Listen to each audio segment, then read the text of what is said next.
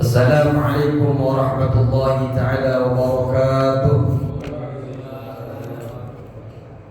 Bismillahirrahmanirrahim. Alhamdulillahi rabbil alamin. Wassalatu wassalamu ala asrafil anbiya wal mursalin Sayyidina wa habibina wa syafi'ina wa maulana Muhammadin wa ala alihi wa sahbihi ajma'in. Rabbana la ilma lana illa ma 'allamtana innaka antal alimul hakim. Rabbi shrah li sadri wa yassir li amri wahlul 'uqdatam min lisani yafqahu qawli. Amma ba'du. Bismillahirrahmanirrahim. Qala musannif rahimahullahu ta'ala wa nafa'ana bi 'ulumi fid darain amin. Maqalah ke Bismillahirrahmanirrahim. Wal maqalatu ar-rabi'atu wal arba'un. Nasihat maqalah. Ini adalah awal pertemuan kita. Alhamdulillah tidak kurang sedikit pun di antara kita. Semoga selalu dalam keadaan sehat wal afiyah. Wal maqalatu ar-rabi'atu wal arba'un. Nasihat yang ke-44 an ba'dil hukama. Dari nasihat itu datang dari sebagian para ahli arif, orang-orang yang bijaksana. Siapa yang dimaksud dengan hukama? Dikatakan oleh Syekh Nawawi, wa hum alladziina yakunu qawluhum wa fi'luhum muwafiqan li sunnah. Terima kasih Pak.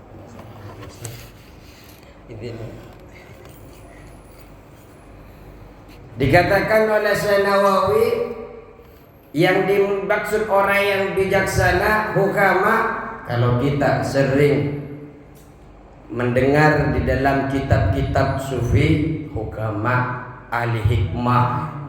Ahli hikmah bukan perdukunan ya. Orang bisa mengusir jin, oh dia ahli hikmah, bukan. Ini kata Syekh Nawawi, hukama wahum, adapun hukama, alladzina yakunu qawluhum, adalah orang-orang yang perkataan mereka, wa fi'luhum, dan perbuatan mereka, muwafiqan li sunnah, sesuai selaras dengan sunnahnya Nabi Muhammad sallallahu alaihi wasallam.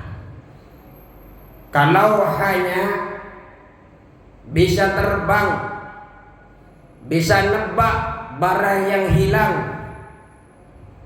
kalau tidak selaras dengan baginda Nabi kita Muhammad sallallahu alaihi wasallam, baik ucapannya, baik perbuatannya, baik sikapnya menyelisihi dengan Nabi, maka dia bukanlah hukama, bukanlah orang-orang yang arif billah. Karena orang yang hukama, bijaksana, ahli hikmah, ucapannya, perbuatannya mesti selaras dengan sunnahnya Nabi Muhammad sallallahu alaihi wasallam. Apa kata nasihat daripada hukama? Samratul ma'rifati. Kata beliau, samaratul ma'rifah atau samaratul ma'rifah, buah ma'rifat. Apa yang disebut dengan ma'rifat? Ma'rifat itu adalah idraku sifatillahi ta'ala, yang mengerti, mengenal pada sifat-sifatnya Allah. Makanya orang yang disebut dengan arif billah itu orang yang kenal sifat-sifatnya Allah subhanahu wa ta'ala. Samaratul ma'rifati, adapun buah dari ma'rifat, salasu khisalin, yaitu ada 3 perkara, ada 3 macam, ada 3 pekerti. Jadi buahnya kita kenal dengan Allah, buah mengerti sifat-sifatnya Allah. Ada yang sering kita malah sifat yang sering hafalin mulai kecil, wujud kidam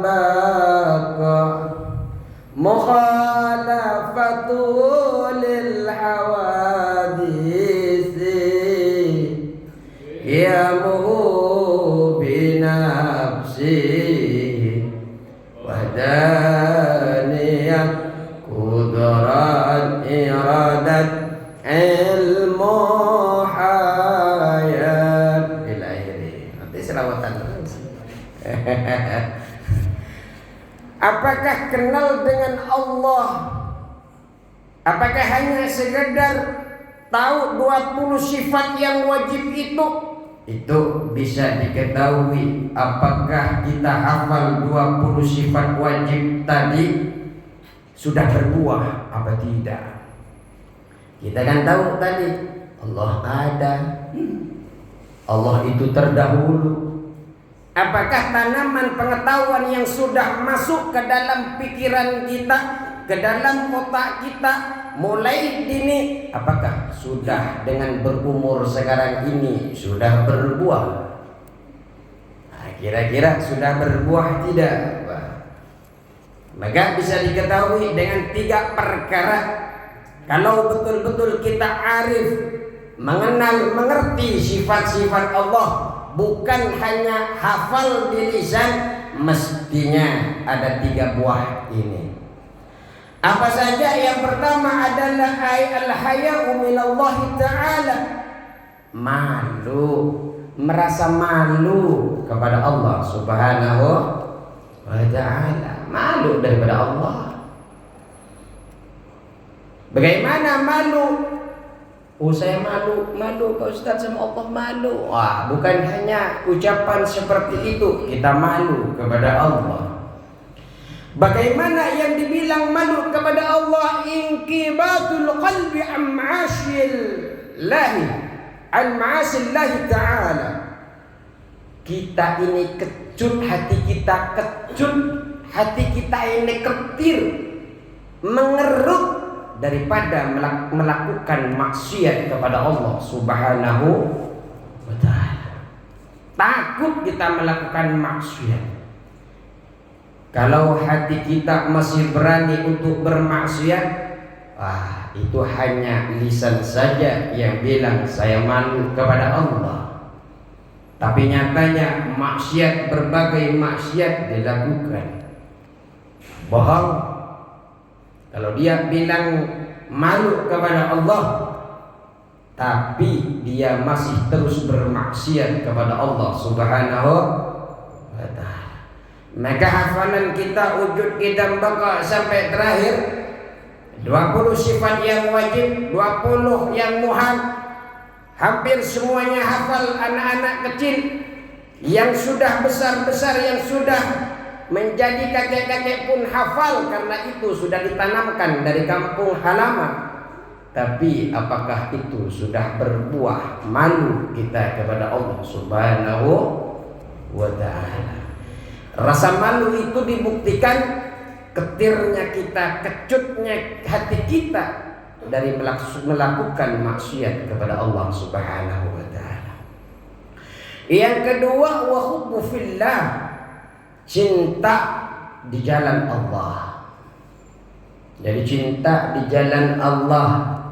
Yang dimaksud cinta di jalan Allah ini adalah ar-raghbatu fima indallah, mencintai di dalam apapun yang ada di sisinya Allah, baik itu berupa minas sawabi, dari pahala, senang sama pahala dari sisi Allah, wa husuli ridahu ta'ala, dan mendapatkan ridhonya Allah Subhanahu wa ta'ala. Cinta di jalan Allah, pengen setiap apapun aktivitas, baik aktivitas badaniyah, baik aktivitas qalbiyah, baik aktivitas yang berkaitan dengan maliyah, harta, badan, hati, semuanya senang kalau berkaitan dilibatkan Allah di dalamnya. Kenapa? Janjinya setiap perkara apapun yang diniatkan karena Allah ada sawab, ada pahala. Insya Allah apapun hasilnya Allah ridha. Nah, senang seperti itu berarti sudah kenal dengan Allah, sudah berbuah, cintanya muncul karena sudah kenal dengan sifat-sifat Allah Subhanahu wa ta'ala. ini sudah dua dah. Apakah kita sudah mulai cinta di jalan Allah? Apakah sudah mulai malu? Kalau belum seperti itu berarti belum berbuah. Jangan-jangan bukan lagi kita hafal tapi tidak tahu sama sekali, tidak kenal sama sekali kepada Allah Subhanahu wa ta'ala. Yang ketiga adalah buah dari kenal dengan Allah, tahu sifat-sifatnya Allah. Bisa dilihat dengan yang ketiga pula, wal unsu billah. Senang. Kalau tadi cinta, sekarang ini senang dengan Allah.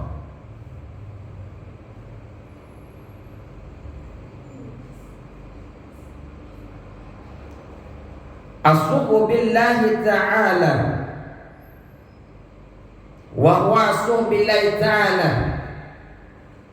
Senang ini sadar akan adanya Allah Subhanahu wa ta'ala. Fakullu musta'nisin salihun. Setiap orang yang merasa senang kepada Allah mestinya salihun, ialah orang yang soleh, orang yang baik. Jadi kalau senang kepada Allah mestinya dia adalah orang yang soleh. Minimal kita harus senang dulu, ya Allah senang, nyebut nama Allah senang sekali. Nah itu yang kemudian rasa senang itu yang akan mengarahkan ke dalam hati kita. Spiritual itu muncul, kekuatan itu muncul untuk menggerakkan anggota tubuh kita. Tidak digerakkan kecuali kepada apa-apa yang Allah ridhoi. Munculkan rasa senang dulu. Karena ketika rasa senang itu datang, amalan seberat apapun akan ringan. Kenapa? Senang. Senang dengan Allah, perintah apapun yang Allah perintahkan senang ditaati. Apapun yang dijauhi, yang diperintahkan, yang dilarang oleh Allah, dia senang untuk menjauhi segala larangan itu. Dan tidak akan menjadi beban. Kenapa? Senang. Ya seperti panjenengan Pak, dulu kalau punya pacar seumpamanya mau ngapel, tapi di sini kan nggak kelihatan seperti itu. Kalau pas ngapel, walaupun disuruh manjat tembok, yo manjat. Kenapa? Senang. Tapi kayaknya enggak. Ini orang-orang soleh semua, nggak pernah pengalaman itu. Malam-malam lewat kuburan biasanya takut, enggak takut. Kenapa? Senang. Betul apa tidak, Pak? Siapa yang paling bilang betul? Pengadap. Ini senang. Dan juga adalah wa atharu musyahadati jamali hadratillahi ta'ala fil qalbi. Unsur ini adalah asyaru musyahadati jamali, ialah bekas efek. Asar itu bekas efek melihat keindahan hadratillahi ta'ala fil qalbi, hadirnya Allah, nyatanya datangnya Allah di dalam hati. Jadi kalau sudah Allah datang, ada dalam hati kita Allah, maka mesti kita senang setiap apapun perintahnya Allah. Apapun yang Allah senangi, dia akan senang. Apapun yang dimusuhi Allah, jadi musuhnya. Nah itu enggak ada rasa takut. Mesti tidak akan takut walaupun nyawa jadi taruhannya. Tidak takut lapar, tidak takut haus. Kenapa? Senangnya yang tampak di batin, di hatinya, di matanya hanyalah Allah Subhanahu wa ta'ala. Itu arif sudah, Pak. Itu sudah kenal sama Allah. Senang saja.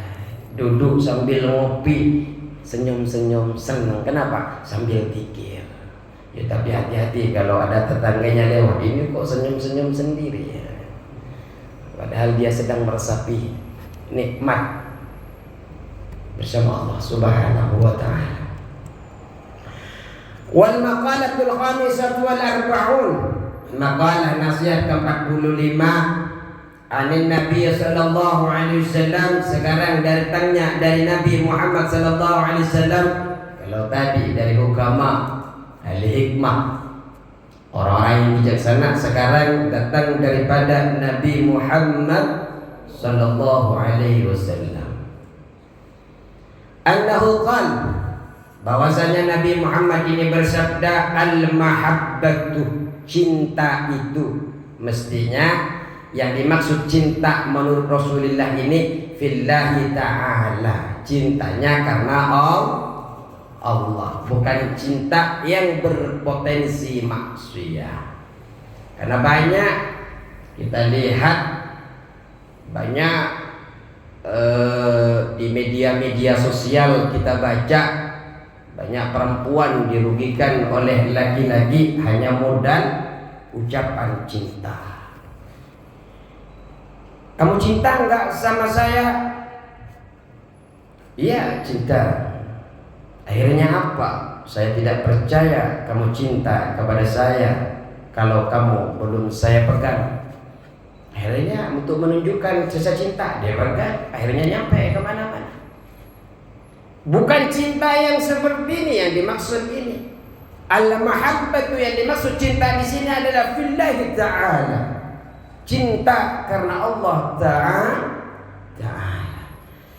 Bagaimana cinta itu? Wa hiya an ta'budahu, yang dimaksud cinta di sini adalah engkau menyembah Allah. Jadi kalau kita bicara cinta karena Allah tapi tidak menyembah kepadanya, bohong. Orang yang cinta kepada Allah mesti menyembah kepada Allah. Cinta ini, kata Nabi Muhammad sallallahu alaihi wasallam, asasul ma'rifati, adalah pondasi, adalah dasar daripada ma'rifah. Kita sudah bahas tadi, ma'rifah itu adalah orang yang kenal dengan sifat-sifatnya Allah Subhanahu wa ta'ala. Kalau kita bilang seorang ulama, beliau adalah arif billah, berarti dia orang yang kenal betul dengan Allah. Makanya disebut dengan arif billah. Makanya orang yang cinta kepada Allah itu adalah dasar daripada ma'rifah, dasar daripada daripada kenal kepada Allah Subhanahu wa ta'ala. Kalau tidak cinta, maka dia tidak kenal. Makanya kan kenal, setelah kenal kita sayang. Makanya ada bahasa tak kenal maka hafal semua kalau urusan itu. Allahumma salli ala Muhammad. Baik. Fa inna lisufiyati, maka sesungguhnya bagi kaum sufi, sufi ini pembenahan hati, Pak sufi. Ilmu-ilmu yang membenahi hati. Karena memang kadang salatnya sah, zakatnya zakatnya sah, hajinya sah, tapi pahalanya tidak sampai. Kenapa? Hati tidak terjaga. Maka sufi ini, kalau kita kenal bahasa sekarang, orang-orang tidak lagi membahasakan sufi, tapi dengan tazkiyatun nafsi, pembersihan jiwa. Itu orang-orang sekarang memakainya. Fa inna lisufiyati, maka sesungguhnya bagi orang yang sufi senang di dalam pembersihan hati, salah samarati, ada 3 tingkatan. Di dalam sufi, kaum sufi itu ada 3 tingkatan. Tingkatan pertama syar'iyatan, atau dibaca syar'iyatun boleh kalau membuang huruf al-awwalu, syar'iyatun. Tapi kalau syar'iyatan kita mengikuti kalimat salasa menjadi badal.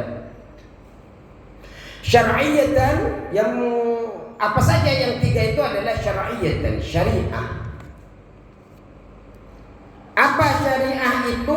Wahiyah, adapun syariah, sering kita menyebut syariah, ini syariat, ini syariat. Tahu enggak syariat itu apa? Ini syariat Islam. Nah, ini syariatnya orang Nabi Daud. Nabi Daud ini syariatnya Nabi Isa. Ini syariatnya Nabi Ibrahim alaihissalam. Kalau ditanya syariat itu apa? Jangan-jangan kita tidak tahu apa itu syariat. Adapun syariat itu indahum di sisi sufi, di sisi orang sufi, menurut orang sufi mendefinisikan syariat itu adalah ibadatullahi ta'ala, adalah ibadah kepada Allah Subhanahu. Syariat itu adalah yang menyembah kepada Allah. Kenapa? Li'annaha, karena ibadah, karena sesungguhnya ibadah itu al-maqsudatu minasyari'ati.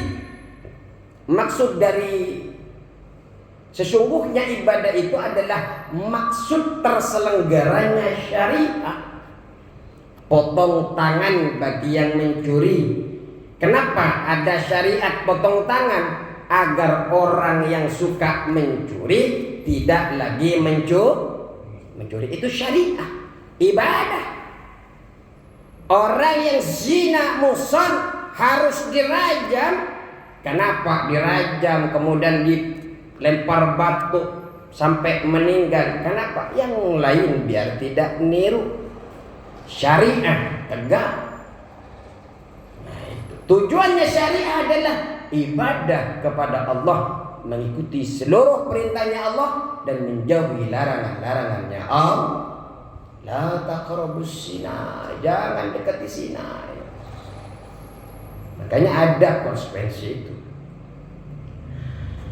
Lianna, karena sesungguhnya ibadah itu al-maqsudatu minasyariah, ibadah itu adalah maksud utama daripada syariah. Alladzi, yang hiya syariat itu indal fuqaha'i, di sisi atau menurut ulama ahli fikih, al-ahkamu, yaitu hukum-hukum. Kalau menurut ahli fikih yang ajar Bulughul Maram, beliau akan mendefinisikan syariat itu adalah hukum-hukum. Ya seperti tadi, hukum potong tangan, hukum rajam, hukum denda. Bagi yang haji melupakan atau tidak mengerjakan wajib-wajib haji, kena denda, dam, dan sebagainya. Syariat tegak. Untuk apa? Allati, yang, jadi hukum-hukum itu yang bayyana Allah Ta'ala lana, yang menjelaskan terhadap hukum-hukum itu Allah Subhanahu wa Ta'ala lana, kepada kami. Jadi menurut ulama fikih, syariat itu adalah hukum-hukum yang dijelaskan oleh Allah Subhanahu wa Ta'ala pada kita semua.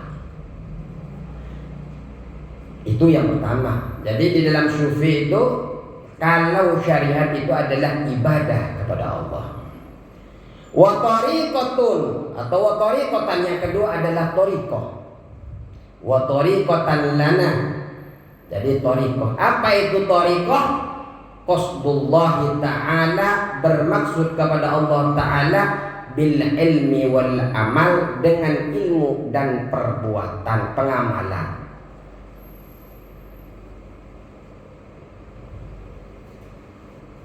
Jadi kalau di sufi itu ada istilah syariat, thariqat. Nah, ini nanti ada marifat yang ketiga. Kalau syariat mestinya ibadah kepada Allah. Kalau thariqat bermaksud bertuju kepada Allah dengan ilmu dan amal. Bukan hanya sekedar ilmu, tapi disertai dengan pengamalan. Maka dia sudah masuk kepada thariqah. Yang ketiga adalah ma'rifah. Ma'rifah ini mengenal Allah. Apa yang disebut dengan ma'rifah? Wahiyya, adapun ma'rifah al-ilmu, yaitu mengenal, mengetahui bibawatinil umuri, dengan batin-batin perkara. Ma'rifat itu mengenal apapun yang tidak jelas daripada seluruh urusan. Karena memang ma'rifah itu akan diberikan kunci-kunci rahasia oleh Allah Subhanahu wa taala. Makanya kalau kita lihat di Syarah Al-Hikam ada namanya kitab Iqadul Himam. Memang semua hampir sufi itu di dalam amal itu dibagi menjadi 3. Ada namanya amal syariah, amal thariqah, ada amal hakikah. Yang kemudian ada yang menyebut dengan ma'rifah ini. Cuma berbeda-beda di dalam mendefinisikan, berbeda di dalam membagi-bagikannya. Ma'rifah ini tingkatan tertinggi. Kalau kata Syekh Nawawi disebutkan di sini adalah bahwa ma'rifah ini wahiya samaratuha. Ma'rifah ini adalah buah daripada thariqah. Jadi syariat ditegakkan, ibadah kepada Allah ditegakkan, dikerjakan, ini akan masuk kepada thariqah. Karena thariqah ini memiliki pengetahuan, kemudian pengetahuan itu diamalkan. Setelah kita kalau mengacu kepada kitab ini, setelah punya amal, kemudian setelah kita berilmu, ngaji seperti ini, kemudian mengamalkan, kita akan masuk fase berikutnya yang disebut dengan ma'rifah. Ketika ma'rifah ini buah dari thariqah. Biasanya orang yang istiqomah di dalam ilmunya, diamalkan akan berbuah tingkatan derajatnya ma'rifah. Kunci-kunci rahasia yang ada di dunia ini, firasat-firasatnya kadang ada betulnya nanti. Kadang sebelum ada bencana, orang ma'rifah itu tahu duluan biasanya. Makanya orang-orang ulama kadang hati-hati ke Jakarta. Ada apa ya? Ini kok kiai saya bilang begitu, guru ngaji saya kok begitu. Padahal dia ternyata ma'rifah. Kamu insya Allah 3 tahun lagi kamu akan haji. Bukan dia kemudian kalau sebelum terjadi dia ngomong duluan Kalau dukun-dukun biasanya kan meramal, bukan meramal. Tapi memang Allah Subhanahu wa taala membuka rahasia. Kenapa? Karena thariqah sudah selesai, syariah sudah selesai, thariqah selesai, dia ma'rifah. Makanya kalau saya sebutkan tadi, kalau di dalam kitab Iqadul Himam, Syarah Hikam, syariat itu bisa ditempuh dengan taubat, takwa, istiqomah. Thariqah itu bisa ditempuh dengan ikhlas, tasdik dan mutmainnah. Yang ketiga, kalau mau tembus yang ma'rifah ini, harus pertama adalah musyahadah. Musyahadah itu apa?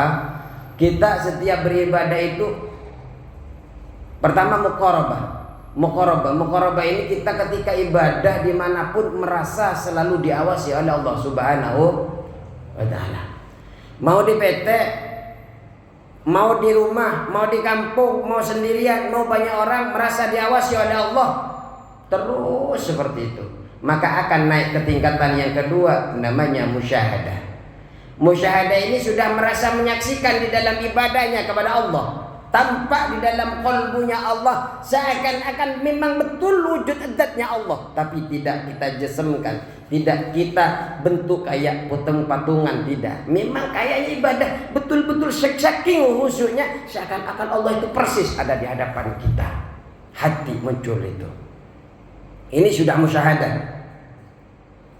Kalau sudah kita merasa diawasi, kemudian kita ibadahnya betul-betul kayak seakan-akan Allah ada persis depan kita,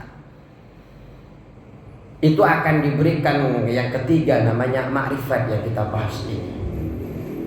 Makanya orang bisa ma'rifah itu panjang, syariatnya harus selesai dulu. Hukum-hukum sudah dia kuasai betul, baru secara zahir syariat sudah dia pelajari, dia amalkan, masuk kepada thariqah, urusan batin, urusan hati kalau di dalam hikam. Setelah itu selesai, baru naik kepada yang namanya hakikah, yang nanti akhirnya ujung-ujungnya adalah ma'rifah. Makanya kebanyakan orang mempelajari tentang batin, tentang hati, padahal wudhunya belum selesai, sholatnya belum betul, tata cara bersosial dengan tetangga dan keluarga belum benar, sudah bicara batin. Maka dohir dulu benahi, setelah betul-betul ilmu didapat, diamalkan, masuk kepada batin. Setelah itu masuk lagi, ini tahapan-tahapan di dalam syufi. Terus wal iffatu, dan iffah. Jadi mahabbah itu intinya adalah mahabbah, cinta itu dasar kita ma'rifah, kenal kepada Allah Subhanahu wa ta'ala. Yang kedua adalah iffah. Apa iffah itu? Wal iffatu alamatul yakin. Iffah itu adalah tanda keyakinan. Apa iffah itu? Iffah itu adalah al-imtina'u 'anis su'ali minal khalqi. Menahan diri, mencegah diri dari meminta pertolongan dari makhluk. Ini namanya iffah. Jadi berhenti, menahan diri untuk menyandarkan setiap apapun kesulitan kita kepada makhluk. Ini namanya iffah. Kalau iffah ini adalah kalau kita sudah tidak lagi menyandarkan diri kepada makhluk. Ingat, bos kita di PT bukanlah dia yang memberikan penghidupan. Allah berikan penghidupan kepada kita hanya dasar daripada perusahaan itu. Jadi sebanyak apapun harta yang kita dapatkan dari situ, bukan dia yang ngasih. Yang ngasih tetap Allah Subhanahu wa ta'ala, hanya wasilahnya di sana. Makanya jangan terlalu menyandarkan seakan-akan dia bisa memberikan jawaban seluruh kebutuhan kita. Salah. Makanya percayakan diri kita bahwa bos itu hanyalah perantara. Usaha yang kita bangun hanyalah wasilah, perantara. Semua yang harus kita sandarkan itu daripada usaha-usaha dan kehidupan kita adalah Allah Subhanahu wa ta'ala. Kalau kita sudah bisa menahan seperti itu, tidak lagi menyandarkan, tidak lagi meminta-minta kepada makhluk, ini merupakan alamatul yakin, tanda keyakinan kita. Apa yang dimaksud dengan yakin itu? Syekh Nawawi menjabarkan bahwa adapun al-yakin, i'tiqaduh, yaitu meyakini anna Allah Ta'ala qadirun, bahwasanya Allah Ta'ala adalah yang maha kuasa. Bosnya ngasih bonus terus, itu bonus daripada Allah. Kalau Allah tidak gerakkan hati bosnya, tidak akan keluar itu. Jangankan cuma bonus, kerjaannya pun bisa hilang kalau Allah berkehendak. Tapi tidak semua kerjaan hilang itu kemudian karena kita melakukan sesuatu yang tidak baik. Tidak. Ada kalanya Allah ingin tahu kepada kita, apakah kita masih bersabar dengan ujian itu. Karena sejatinya Allah menguji kepada hamba ketika dia mengatakan beriman, hanya ingin tahu apakah setiap gerak-geriknya setelah saya uji, masihkah dia melibatkan nama saya di dalam seluruh aktivitasnya. Seperti itu. Jadi yakinlah bahwa Allah itu maha kuasa. Ala kulli syai'in, atas tiap-tiap sesuatu. Waraziku kulli hayawanin, dan memberi rizki kepada tiap-tiap hewan. Hewan saja Allah kasih, Ya masa makhluk yang dikatakan ciptaan terbaik, ya masa dibiarkan pula yang dilengkapi dengan otak dan pikiran. Maka Allah itu mampu terhadap sesuatu apapun dan memberikan rezeki kepada hewan-hewan ma'tiqadi, beserta kita yakin anna rizqah, bahwasanya rezeki itu la yazilu ilaihi illa bisauqillahi ta'ala ilaihi, bahwasanya rezeki itu la yasilu, tidak akan sampai ilaihi, kepada makhluk, illa kecuali bisauqillahi ta'ala ilaihi, bisauqillahi, digiring dengan giringnya Allah Ta'ala ilaihi, kepada makhluk itu. Hewan yang ada di batu masih bisa bertahan hidup. Kita yakini bahwa bukan karena dia hebat bertahan hidup, karena begini kondisinya demikian, tidak. Allah yang giring rezeki itu ke sana. Hari ini mungkin kita rezeki belum datang kepada kita bukan karena tidak digiring. Allah ingin uji kita. Masihkah kita masih berpedoman kepada Al-Quran, wasta'inu bis-sabri was-salah? Itu. Masihkah kita, jangan-jangan Allah Subhanahu wa taala pengen melihat kita sujud terus tiap malam? Jangan-jangan kita dulu ketika hanya dalam kesusahan aja tahajud dan duhanya. Makanya hati-hati Pak, bagi yang sekarang lagi diangkat derajatnya oleh Allah, jangan tinggalkan tahajudnya, jangan tinggalkan duhanya, karena mau banyak rezeki ataupun tidak, istiqomahkan karena Allah Subhanahu wa taala. Yang dikhawatirkan yang sedang jaya, dia sibuk dengan kebiasaan aktivitas kerjanya, kemudian tidak lagi ibadah, dicabut oleh Allah satu-satu. Kenapa? Pengen lagi, rindu kepada hamba itu untuk sujud lagi. Itu. Makanya kita duha, kita tahajud bukan karena kita hanya dalam keadaan butuh saja kepada Allah, tapi karena memang kita nikmat di dalam beribadah kepada Allah, nikmat cinta kepada Allah. Terus warasul yaqinih, dan adapun puncak atau ujung atau asal keyakinan, warasul yakini, adapun asal atau pokok keyakinan, at-taqwa, adalah takwa. Kalau kita tidak bertakwa tidak mungkin yakin, Pak. Di antara keyakinan panjenengan itu, puncak pokok dari keyakinan kita ini karena kita takwa kepada Allah. Bagaimana kata Syekh Nawawi, aslul yakini, pokok atau dasar keyakinan itu adalah imtisalu amrillahi, mengerjakan seluruh perintahnya Allah, wajtinabu nahihi, dan menjauhi larangannya Allah. Kalau puncak pokok dan yakin itu mestinya kita itu melakukan segala perintahnya Allah dan menjauhi larangannya Allah. Seperti panjenengan sholat maghrib, bentar lagi sholat isya, ini adalah pokok dari keyakinan.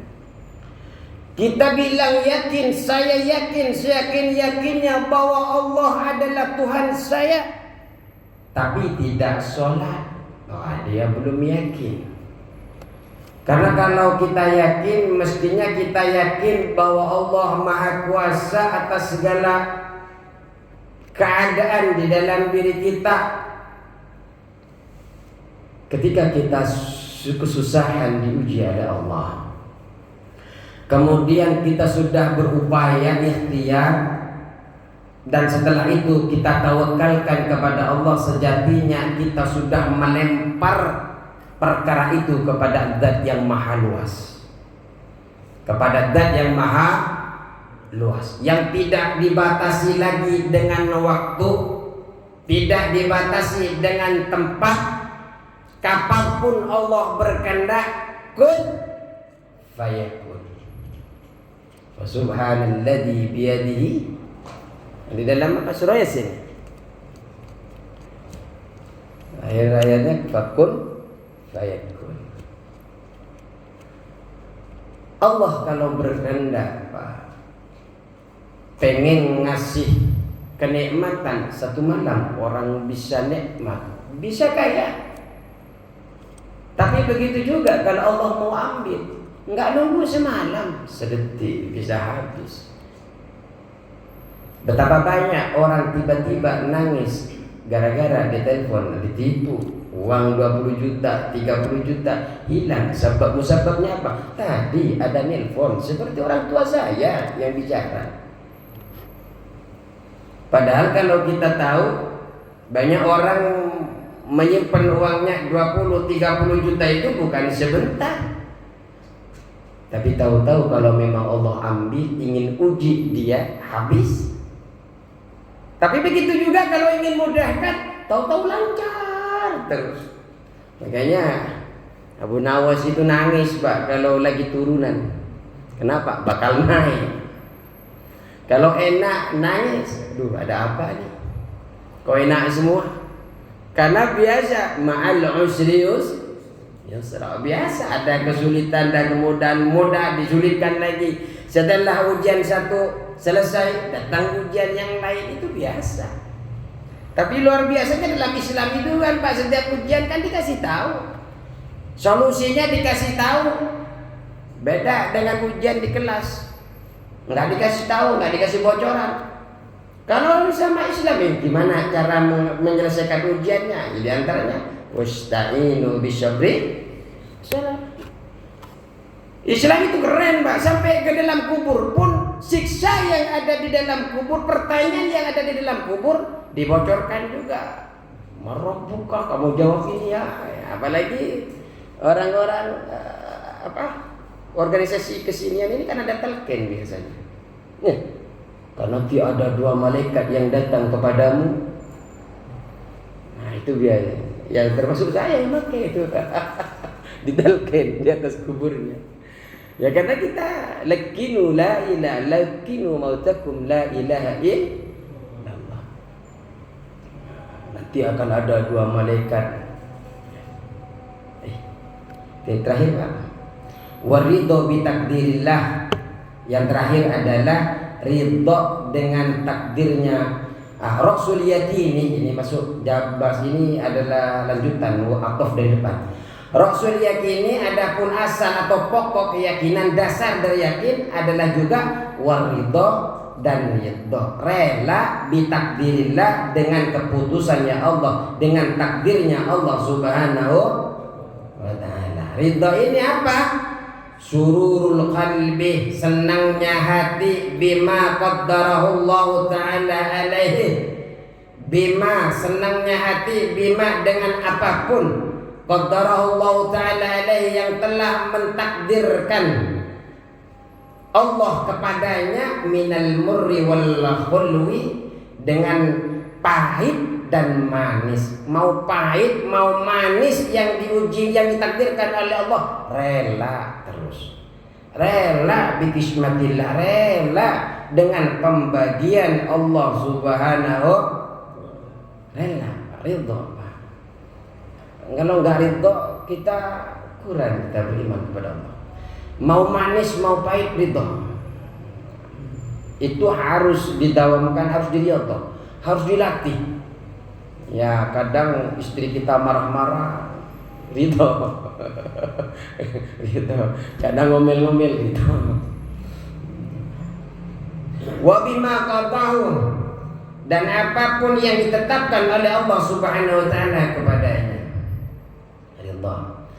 Karena setiap apapun yang telah diberikan kepada kita, yakinlah bahwa itu atas izin Allah Subhanahu wa ta'ala. Jangan lihat nikmatnya orang lain. Istrinya itu begini-begini tidak perlu. Anaknya orang itu begini-begini tidak perlu. Kita tidak tahu, jangan-jangan yang anak kita itu atau istri kita itu nanti yang akan membuat kita bahagia di akhirat nanti. Amin Allahumma amin. Anak-anak kita tidak tahu yang nakal seperti apapun hari ini, Pak. Ada kisah seorang kiai itu anaknya nakal sekali. Ketika diomongin begini sama orang hanya senyum saja. Ternyata setelah wafat beliau langsung menjadi kiai besar beliau. Kita tidak tahu dalam air hidupnya, perjuangan masa depannya tidak tahu. Yang penting kita selalu berdoa, libatkan Allah di dalam setiap kita mengajarinya. Insya Allah anak-anak kita menjadi anak yang saleh, yang akan selalu menjadi penyejuk bagi kita dan akan menjadi orang-orang yang akan selalu mendoakan ketika kita wafat. Waladun saleh yad'u lahu, anak yang saleh yang selalu mendoakan kepada kita. Amin ya rabbal alamin. Cukup sekian. Allahul muwaffiq ila aqwamit thoriq. Wassalamualaikum warahmatullahi wabarakatuh.